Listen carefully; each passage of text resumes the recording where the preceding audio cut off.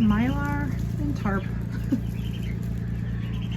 We have a heater in here, so they can't poop all over it.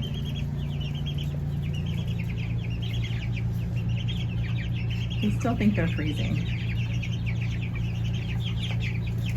I'd hate to be naked outside right now too. Fat and naked. You have got to be kidding me.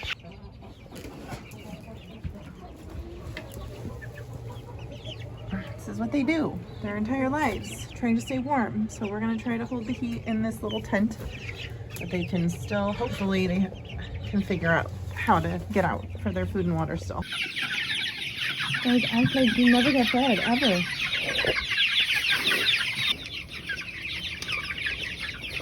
Oh gosh, dude. Nobody's dead. This is great news.